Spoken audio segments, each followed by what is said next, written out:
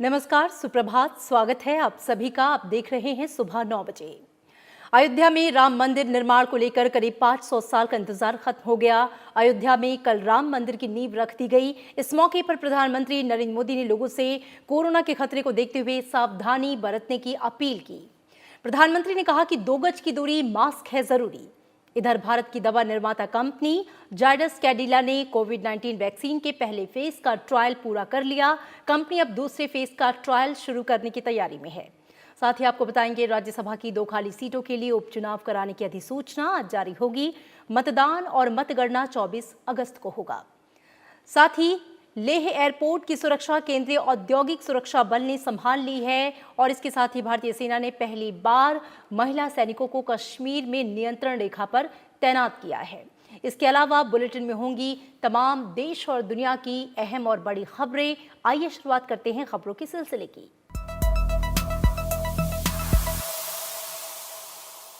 देश में पिछले 24 घंटे में एक दिन में कोरोना के सबसे अधिक मरीज ठीक हुए हैं। एक दिन में कुल 51,706 मरीज स्वस्थ हुए। इस बीमारी से ठीक होने की दर 67.19% की नई ऊंचाई तक पहुंच गई है और इसमें प्रत्येक दिन सुधार जारी है। देश में 12,82,215 लोग संक्रमण से ठीक हो चुके हैं और संक्रमण के मौजूदा मामले से 2 गुना लोग स्वस्थ हो चुके हैं। कोविड-19 के मरीजों की ठीक होने की बढ़ती संख्या के साथ पिछले 14 दिनों में इस बीमारी से ठीक होने की संख्या में 63.8% की वृद्धि हुई। देश में अब तक 2,14,84,402 जांच की जा चुकी है। पिछले 2 दिनों से देश में 6 लाख से अधिक टेस्ट हो रहे हैं। और इसी बीच प्रधानमंत्री नरेंद्र मोदी ने एक बार फिर लोगों से कोरोना के खतरे को देखते हुए सावधानी बरतने की अपील की है। अयोध्या पहुंचे प्रधानमंत्री ने कोरोना का जिक्र करते हुए कहा कि भगवान राम मर्यादा पुरुषोत्तम थे और ये राम की मर्यादा है 2 गज की दूरी, मास्क है जरूरी। इन्हीं मर्यादाओं का पालन करके कोरोना से लड़ा जा सकता है। अपने संबोधन में प्रधानमंत्री ने लोगों से महामारी के इस दौर में राम के संयमित मार्ग पर चलने की अपील की। कोरोना की वजह से जिस तरह के हालात हैं, प्रभु राम का मर्यादा का मार्ग आज और अधिक आवश्यक है। वर्तमान की मर्यादा है 2 गज की दूरी, मास्क है जरूरी। मर्यादाओं का पालन करते हुए सभी देशवासियों को प्रभु राम, माता जानकी स्वस्थ रखें, सुखी रखें, यही प्रार्थना है।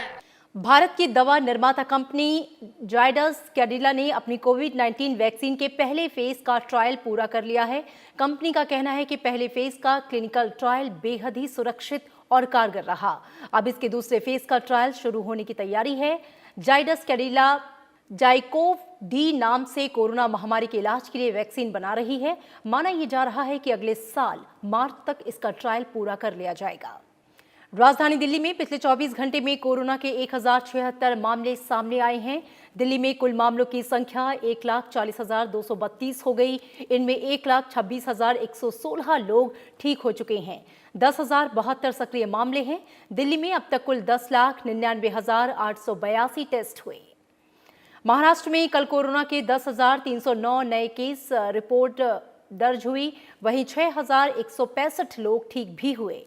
राज्य में कुल केस 4,68,265 हो गए। इसमें से 1,45,961 केस एक्टिव हैं, जबकि 3,05,521 लोग ठीक हो चुके हैं। और दूसरे राज्यों की बात करें तो बिहार में कोविड संक्रमण से ठीक होने वालों की दर 66% से अधिक हो गई है। राज्य में अब तक 40,000 से अधिक व्यक्ति स्वस्थ हो चुके हैं। राजस्थान में कोरोना संक्रमण पर नियंत्रण के लिए जिला कलेक्टरों को स्थिति के अनुसार लॉकडाउन और अन्य पाबंदी लगाने के अधिकार दिए गए हैं। पश्चिम बंगाल में कोरोना संक्रमण के बढ़ते मामलों पर नियंत्रण के लिए राज्य सरकार ने 8, 20, 21, 27, 28 और 31 अगस्त को लॉकडाउन की घोषणा की है। इस दौरान सार्वजनिक और निजी वाहन नहीं चल रहे हैं। नेताजी सुभाष चंद्र बोस अंतर्राष्ट्रीय हवाई अड्डे और बागडोगरा से उड़ान सेवाएं स्थगित की गई हैं। जम्मू कश्मीर में धार्मिक स्थल खोले जाने के फैसले के बाद से वैष्णो देवी यात्रा 16 अगस्त से फिर से शुरू होगी। वैष्णो देवी श्राइन बोर्ड ने कोरोना संक्रमण के कारण लगभग 4 महीने तक बंद रहने के बाद तीर्थ यात्रा फिर से शुरू करने की घोषणा की है। कोरोना महामारी के मद्देनजर गोवा पहुंचने वाले सभी यात्रियों को 14 दिन होम क्वारंटीन या अपने खर्च पर इंस्टीट्यूशनल क्वारंटीन रहना होगा। गोवा में एयरलाइन से आने वाले उन्हीं लोगों को होम क्वारंटीन की छूट मिलेगी जो ICMR प्रमाणित लैब का कोविड नेगेटिव सर्टिफिकेट देंगे। ये सर्टिफिकेट 48 घंटे से पुराना नहीं होना चाहिए। असम के तिनसुकिया और माकुम नगर बोर्डो के तहत आने वाले क्षेत्रों में लॉकडाउन लगा दिया गया है। ये 12 अगस्त तक लागू रहेगा। और दुनिया भर की बात करें तो दुनिया भर में कोरोना वायरस का संक्रमण तेजी से फैलता जा रहा है। विश्व में कोरोना से संक्रमित लोगों की संख्या अब 1,86,01,000 के पार हो चुकी है, जबकि 7,02,000 से ज्यादा लोग अपनी जान गंवा चुके हैं। कोरोना मामलों में पहले नंबर पर अमेरिका है, जहां पे अब तक 47,85,500 से ज्यादा लोग संक्रमित हो चुके हैं और 1,57,000 से ज्यादा की मौत हो चुकी है। वहीं ब्राजील में अब तक 28,01,000 से ज्यादा संक्रमित हो चुके हैं और 95,800 से ज्यादा लोगों की जान जा चुकी है। कोरोना महामारी के बीच चीन में एक नई संक्रामक बीमारी से 7 लोगों की मौत हो गई और अब 60 से अधिक लोग इससे संक्रमित हैं।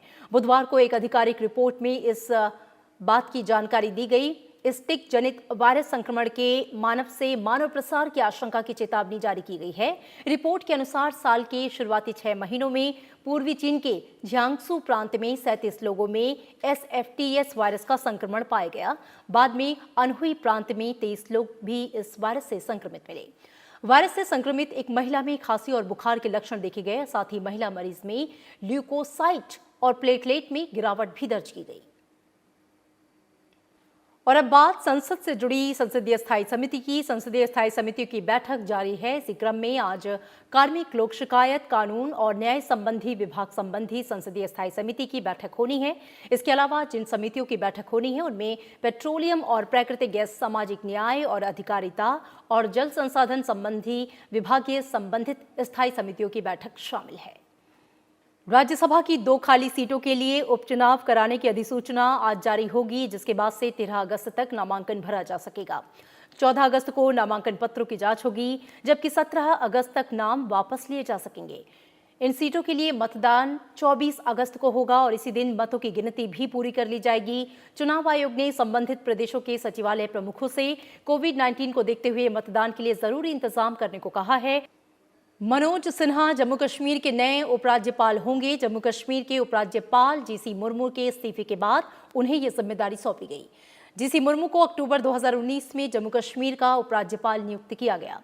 बुधवार को जम्मू कश्मीर के अनुच्छेद 370 हटाए जाने का 1 साल पूरा हुआ। सरकार ने पिछले साल 5 अगस्त को जम्मू कश्मीर को विशेष दर्जा प्रदान करने वाले अनुच्छेद 370 के अधिकतर प्रावधान समाप्त कर दिए थे और राज्य को 2 केंद्र शासित प्रदेशों जम्मू कश्मीर और लद्दाख में बांट दिया था। देश के अति संवेदनशील एयरपोर्ट में से एक लेह एयरपोर्ट की सुरक्षा केंद्रीय औद्योगिक सुरक्षा बल ने संभाल ली है। CISF के 185 कर्मियों की एक टुकड़ी समुद्र की सतह से 3,256 मीटर की ऊंचाई पर स्थित इस संवेदनशील हवाई अड्डे को 24 घंटे सुरक्षा मुहैया कराएगी। कुशोक बाकुला रिम्पोचे हवाई अड्डे का संचालन भारतीय हवाई अड्डा प्राधिकरण कर रहा है। ये देश का 64वां नागरिक हवाई अड्डा है जिसे CISF का सुरक्षा कवर प्राप्त होगा। सर्दियों के महीनों के दौरान लेह हवाई एयरपोर्ट लद्दाख का एकमात्र प्रवेश द्वार है, क्योंकि भारी बर्फबारी के कारण सड़क मार्ग से आवाजाही लगभग थम जाती है। लेह एयरपोर्ट की सुरक्षा संभालने के बाद से CISF के जिम्मे देश के करीब 64 एयरपोर्ट की सुरक्षा व्यवस्था आ गई। और इसी के साथ यहां पर रुकेंगे एक छोटे से ब्रेक के लिए। आप देखते रहिए राज्यसभा टीवी।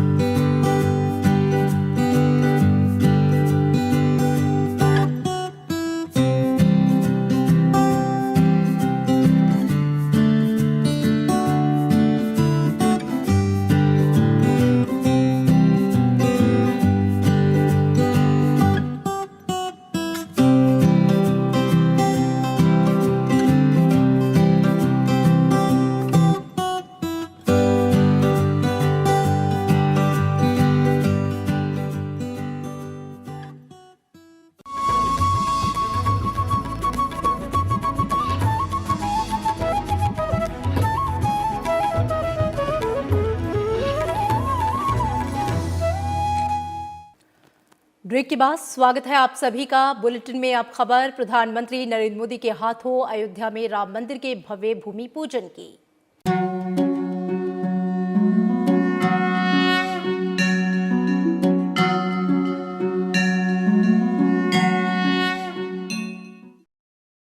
अयोध्या में राम मंदिर निर्माण को लेकर करीब 500 साल का इंतजार खत्म हो गया।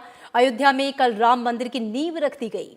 प्रधानमंत्री नरेंद्र मोदी सुनहरे कुर्ते और सफेद धोती में अयोध्या पहुंचे, जहां पर उन्होंने शुभ मुहूर्त में भूमि पूजन किया और मंदिर की आधारशिला रखी। इस दौरान यूपी के मुख्यमंत्री योगी आदित्यनाथ, राज्यपाल आनंदीबेन पटेल, आरएसएस प्रमुख मोहन भागवत समेत देश भर से आए संत और महात्मा मौजूद थे।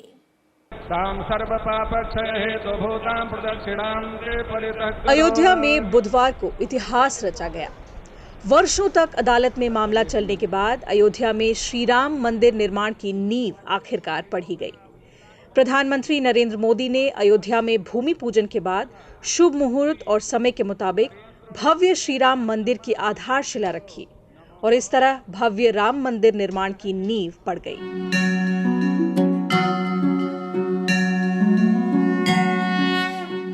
प्रधानमंत्री की वेशभूषा पूरी तरह राम के रंग में रंगी हुई थी। आमतौर पर चूड़ीदार पजामा और कुर्ता पहनने वाले प्रधानमंत्री मोदी इस खास मौके पर पीतांबरी धोती और सुनहरा कुर्ता पहनकर अयोध्या पहुंचे।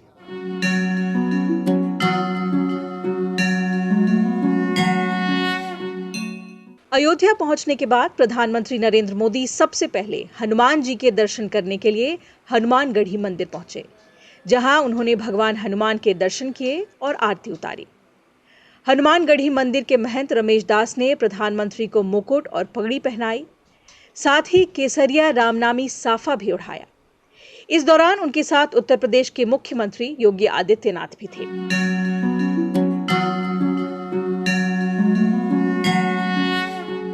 राम मंदिर निर्माण की आधारशिला रखने से पहले प्रधानमंत्री ने रामलला के दर्शन किए और उनकी पूजा की। इस दौरान प्रधानमंत्री ने रामलला विराजमान को साष्टांग दंडवत प्रणाम किया। इसके बाद प्रधानमंत्री ने मंदिर परिसर में पारिजात का पौधा लगाया। उन्होंने पौधे को पानी भी दिया और वहां उपस्थित लोगों से बातचीत की।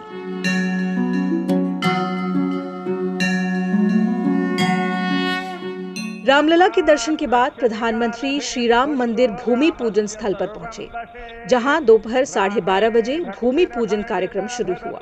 प्रधानमंत्री भूमि पूजन अनुष्ठान में बैठे और पूजा अर्चना शुरू हो गई। इस दौरान आरएसएस प्रमुख मोहन भागवत, उत्तर प्रदेश की राज्यपाल आनंदीबेन पटेल, मुख्यमंत्री योगी आदित्यनाथ और देश भर से बुलाए गए विशिष्ट मेहमान और संत महात्मा मौजूद थे। भूमि पूजन के दौरान देश और दुनिया के अलग अलग हिस्सों से आई 9 शिलाओं का अनुष्ठान किया गया, जो मंदिर निर्माण की नींव में रखी जाएंगी। इन शिलाओं पर श्री राम का नाम लिखा हुआ है। इन शिलाओं में वो कूर्म शिला भी शामिल है, जिसके ठीक ऊपर रामलला विराजमान होंगे। इसके अलावा भगवान राम की कुलदेवी बड़ी देव काली की भी पूजा की गई। और आखिर में वो घड़ी भी आ गई जिसके लिए पूरा हिंदुस्तान और दुनिया भर के राम भक्त पलक पावड़े बिछाए इंतजार कर रहे थे, यानी मंदिर निर्माण के लिए रखी जाने वाली ईंट की।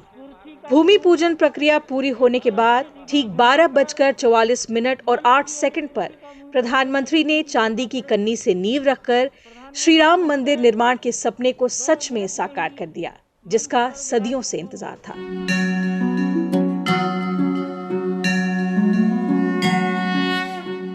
श्री राम मंदिर निर्माण की नींव पड़ते ही चारों तरफ जय श्री राम के उद्घोष गूंजने लगे।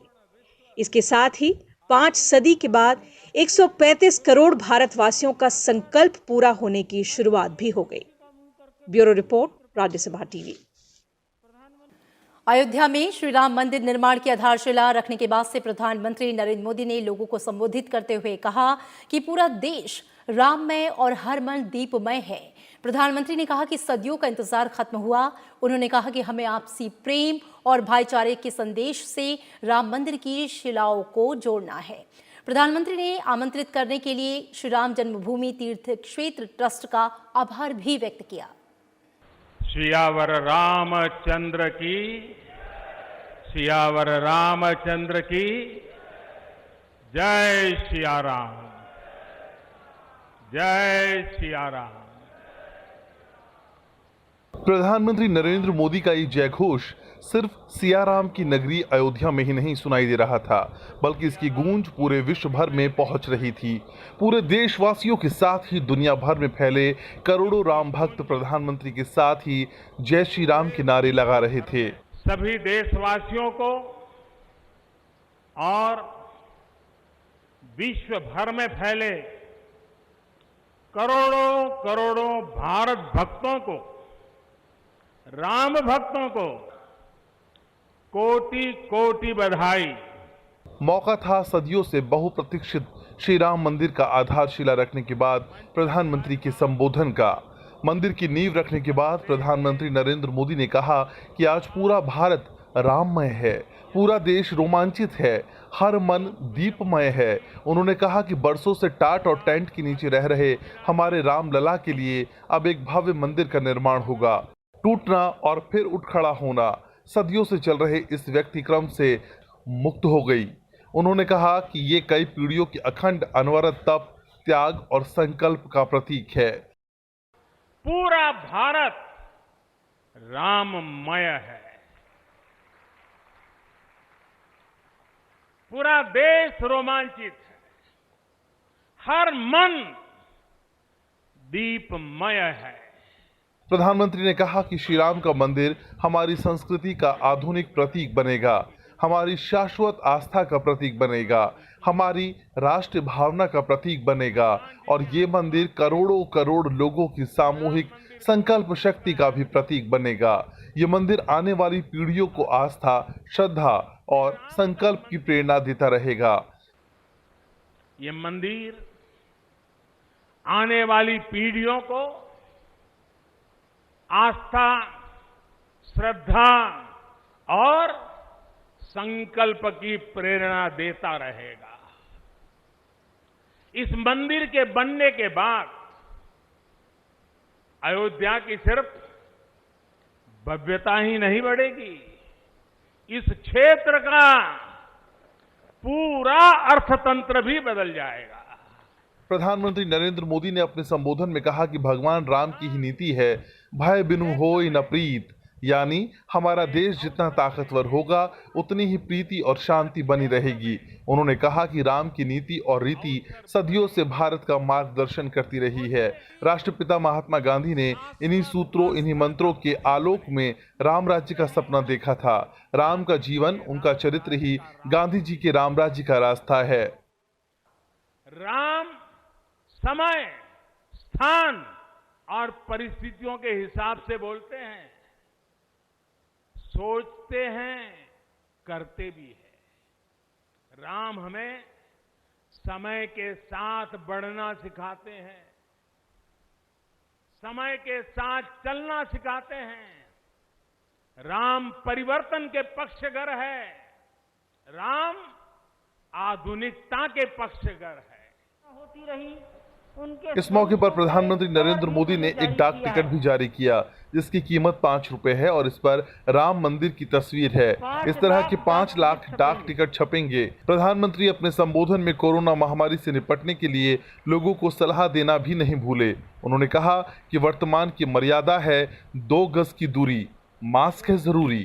Bureau report, Rajya Sabha TV.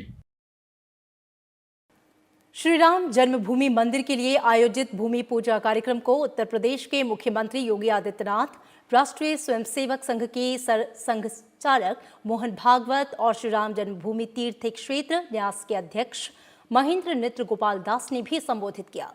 मुख्यमंत्री योगी आदित्यनाथ ने पूजन में प्रत्यक्ष और अप्रत्यक्ष रूप से शामिल होने वाले सभी लोगों का स्वागत किया। उन्होंने कहा कि कोरोना महामारी की स्थिति की वजह से जो महानुभाव कार्यक्रम में प्रत्यक्ष रूप से शामिल नहीं हो सके, मंदिर निर्माण से जुड़े आगे के कार्यक्रमों में उनकी भागीदारी सुनिश्चित की जाएगी। हर हर महादेव, आपका कल्याण हो। अयोध्या में 5 सदियों से जिस बहुप्रतीक्षित क्षण का इंतजार था, वो संकल्प बुधवार को पूरा हो गया। श्री राम जन्मभूमि मंदिर के भूमि पूजन कार्यक्रम में उत्तर प्रदेश के मुख्यमंत्री योगी आदित्यनाथ ने भावुक होते हुए ये बात कही। उन्होंने कहा कि अयोध्या में 3 साल पहले दीपोत्सव कार्यक्रम शुरू किया गया था और भूमि पूजन कार्यक्रम के जरिए उसकी सिद्धि हुई है। योगी आदित्यनाथ ने इस उपलब्धि के लिए प्रधानमंत्री नरेंद्र मोदी का आभार भी जताया। भारत के लोकतांत्रिक मूल्यों, भारत की न्यायपालिका और भारत की कार्यपालिका की ताकत शांतिपूर्ण ढंग से, लोकतांत्रिक पद्धति से और संविधान सम्मत तरीके से समस्याओं का समाधान कैसे हो सकता है, आदरणीय प्रधानमंत्री जी के नेतृत्व में भारत ने दुनिया की सभी ताकतों को इस बात का एहसास कराया है। राष्ट्रीय स्वयंसेवक संघ के सरसंघचालक मोहन भागवत ने इस मौके पर राम मंदिर के लिए बलिदान देने वाले संघ के लोगों को याद किया और उनके योगदान को सराहा। उन्होंने भारत की प्राचीन परंपरा वसुधैव कुटुंबकम का जिक्र भी किया और कहा कि एक नए भारत की नई शुरुआत हुई है। सिया राम मैं सब जगह जानी, सारे जगत में अपने को और अपने में सारे जगत को देखने की भारत की दृष्टि, जिसके कारण उसके प्रत्येक व्यक्ति का व्यवहार आज भी विश्व में सबसे अधिक सज्जनता का व्यवहार होता है और उस देश का सामूहिक व्यवहार सबके साथ वसुधैव कुटुंबकम का होता है। श्री राम जन्मभूमि तीर्थ क्षेत्र न्यास के अध्यक्ष महंत नृत्य गोपाल दास ने कहा कि मंदिर का निर्माण विश्व का निर्माण है, लोक जीवन का निर्माण है। मंदिर का निर्माण कार्य का शुभारंभ हो गया है। निश्चित ही आप देवता और भव्यता के साथ शीघ्र ही मंदिर का निर्माण होगा। कार्यक्रम में उत्तर प्रदेश की राज्यपाल आनंदीबेन पटेल भी उपस्थित रही। श्री राम जन्मभूमि तीर्थ क्षेत्र ट्रस्ट ने राम मंदिर निर्माण के लिए 3.5 साल का समय निर्धारित किया है। Bureau report, Rajya Sabha TV. Shri Ram जन्मभूमि मंदिर के भूमि पूजन को लेकर राष्ट्रपति रामनाथ कोविंद ने एक ट्वीट संदेश के जरिए सभी को बधाई दी। राष्ट्रपति रामनाथ कोविंद ने अपने ट्वीट संदेश में कहा कि मर्यादा पुरुषोत्तम प्रभु राम के मंदिर का निर्माण न्याय प्रक्रिया के अनुरूप हो रहा है, जनसाधारण के उत्साह और सामाजिक सौहार्द के संबल से हो रहा है। राष्ट्रपति ने भरोसा जताया कि मंदिर परिसर रामराज्य के आदर्शों पर आधारित आधुनिक भारत का प्रतीक बनेगा। अयोध्या में श्री राम जन्मभूमि पर राम मंदिर के पुनर्निर्माण हेतु भूमि पूजन के अवसर पर उपराष्ट्रपति एम वेंकैया नायडू और उनकी पत्नी उषा नायडू ने दिल्ली में उपराष्ट्रपति निवास पर पूजा की और रामायण का पाठ किया। उपराष्ट्रपति एम वेंकैया नायडू के परिवार की ओर से राम मंदिर के निर्माण के लिए श्री राम जन्मभूमि तीर्थ क्षेत्र ट्रस्ट को 5 लाख रुपए का दान दिया गया। अयोध्या में राम मंदिर का निर्माण शुरू हो गया है। भूमि पूजन के इस पावन मौके पर उपराष्ट्रपति एम वेंकैया नायडू ने अपनी पत्नी उषा नायडू के साथ अपने निवास पर भगवान श्री राम की पूजा अर्चना की और राम दरबार की आरती उतारी। उसके बाद उपराष्ट्रपति ने रामायण का पाठ किया। महर्षि सकल सद्गुण संपन्नुडु, परम पराक्रमवंतुडु, धर्मज्ञुडु, सत्यव्रतुडु, अचल संकल्पुडु, परंपरागत सदाचार संपन्नुडु, सर्वभूत हितुडु, सर्वशास्त्रज्ञुडु, सर्व कार्य धुरंधरुडु, एकरूप प्रियदर्शनुडु, धैर्यवंतुडु, कांतिवंतुडु। इस मौके पर उपराष्ट्रपति ने राम मंदिर के निर्माण को सत्य, नैतिकता जैसे मानवीय मूल्यों और श्री राम द्वारा स्थापित मर्यादाओं की पुनर्स्थापना बताया है। उपराष्ट्रपति ने ट्वीट किया कि अयोध्या के राजा के रूप में पुरुषोत्तम श्री राम ने सदाचरण के सर्वोच्च प्रतिमान स्थापित किए, जो सभी के लिए अनुकरणीय हैं। भगवान राम द्वारा स्थापित मर्यादाएं भारत की मौलिक चेतना का अभिन्न अंग हैं, जो क्षेत्र या जाति की संकीर्ण सीमाओं से ऊपर आज भी सभी के लिए प्रासंगिक हैं। Bureau report, Rajya Sabha TV. Lok Sabha अध्यक्ष ओम बिरला ने अयोध्या में राम मंदिर के भूमि पूजन के ऐतिहासिक अवसर पर देशवासियों को बधाई दी। फेसबुक पर जारी संदेश में लोकसभा अध्यक्ष ने कहा कि प्रभु श्री राम भारत की सांस्कृतिक चेतना के प्रतीक हैं। देश में प्रभु श्री राम के प्रति गहरी आस्था और निष्ठा है। उन्होंने कहा कि सुप्रीम कोर्ट ने जटिल विषय में सौहार्दपूर्ण निर्णय दिया। उसी निर्णय के प्रकाश में भव्य मंदिर का शिलान्यास एक अद्भुत और ऐतिहासिक क्षण है। लोकसभा अध्यक्ष ओम बिरला ने कहा कि नागरिक लंबे समय से इस मुहूर्त के लिए प्रतीक्षारत थे। उन्होंने भरोसा जताया कि राम मंदिर के निर्माण से देश की एकता और आपसी सद्भाव में अभिवृद्धि होगी। श्री राम जन्मभूमि मंदिर के भूमि पूजन के बाद अयोध्या और पूरे देश में हर तरफ खुशी का आलम है। अयोध्या में देर शाम राम की पैड़ी पर राम भक्तों का सैलाब उमड़ पड़ा। श्री राम जन्मभूमि मंदिर के भूमि पूजन के बाद अयोध्या में लोगों ने घरों के बाहर दीप जलाए। अयोध्या हर तरफ से सजी धजी नजर आई। शहर भर के मंदिरों और प्रमुख स्थानों को खूब सजाया गया और बेहतरीन लाइटिंग की गई। अयोध्या में भूमि पूजन के बाद आरएसएस प्रमुख मोहन भागवत ने सरयू नदी के तट पर पहुंचकर वहां पूजा अर्चना की। इस दौरान उन्होंने आरती भी की। उत्तर प्रदेश के मुख्यमंत्री योगी आदित्यनाथ ने लखनऊ स्थित अपने आवास पर पटाखे फोड़कर खुशी का इजहार किया। इस मौके पर मुख्यमंत्री योगी आदित्यनाथ ने कहा कि प्रधानमंत्री नरेंद्र मोदी द्वारा राम मंदिर की आधारशिला रखना नए युग का प्रारंभ है और ये युग राम राज्य और नए भारत के निर्माण का है। प्रधानमंत्री नरेंद्र मोदी के अयोध्या में राम मंदिर निर्माण के लिए भूमि पूजन के दौरान उनकी मां हीराबेन भी टेलीविजन पर बेटे के हाथों हो रहे भूमि पूजन समारोह को देख रही थी। मां हीराबेन ने प्रधानमंत्री के अयोध्या पहुंचने के बाद से लेकर सभी कार्यक्रम को लगातार देखा। इसके बाद शाम को दीपक जलाकर अपनी खुशी का इजहार किया।